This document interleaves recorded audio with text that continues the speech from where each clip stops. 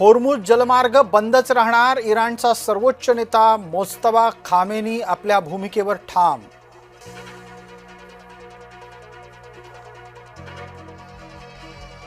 प्रत्येक भारतीय जहाज आणि त्यावरचे खलाशी सुरक्षित भारतात परत आणण्यासाठी सुरू भारत सरकारचे कसोशीने प्रयत्न.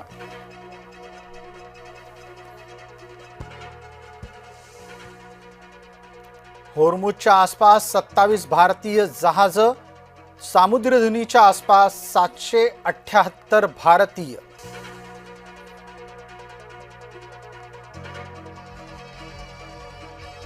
भारतात इंधनाचा तुटवडा नाही, कृपा करून कृत्रिम टंचाई निर्माण करू नका, केंद्र सरकारचं जनतेला आवाहन.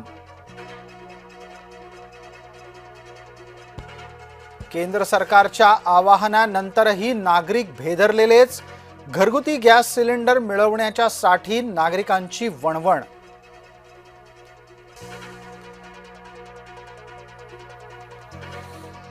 केंद्र सरकारचे नवे नियम लागू, घरगुती गॅस आता शहरामध्ये 25 दिवसांनी तर ग्रामीण भागात 45 दिवसांनी मिळणार.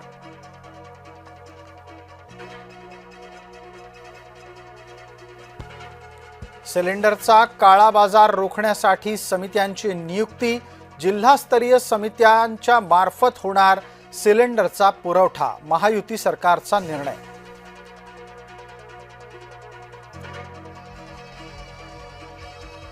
दिवंगत आयातुल्लाची बायको जिवंत असल्याचा खळबळजनक दावा, मंसूर खोमेनीच्या मृत्यूची बातमी खोटीच, इराणी माध्यमांमधून केला जातोय दावा.